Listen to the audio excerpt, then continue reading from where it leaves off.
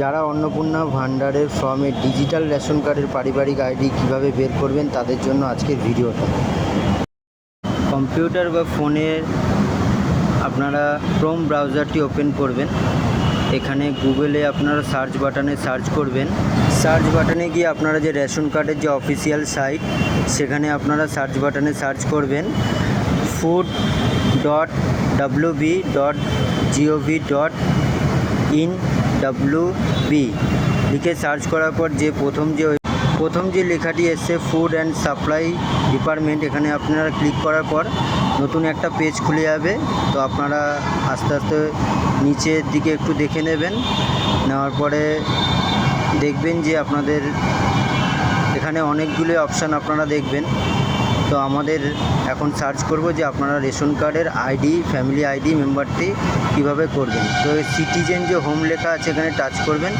করার পরে আপনারা চলে আসবেন এখানে এই যে ইনকোয়ারি বা অনুসন্ধান বলে যে লেখাটি আছে এখানে ক্লিক করবেন।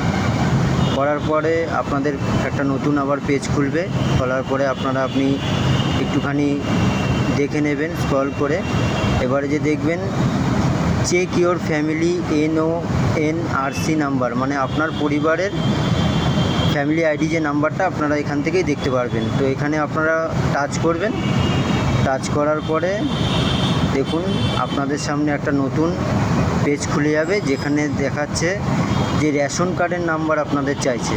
তো আপনি যে যার ফ্যামিলি আইডি রেশন কার্ডের নাম্বার চাইছেন, তো এখানে আপনি আপনার রেশন কার্ডের নাম্বারটি টাইপ করবেন।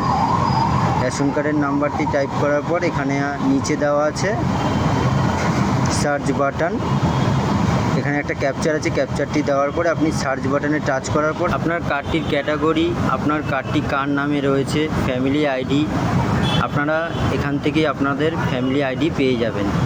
ভিডিওটি ভালো লাগলে অবশ্যই লাইক, কমেন্ট, শেয়ার করবেন আর পাশে থাকবেন। নমস্কার।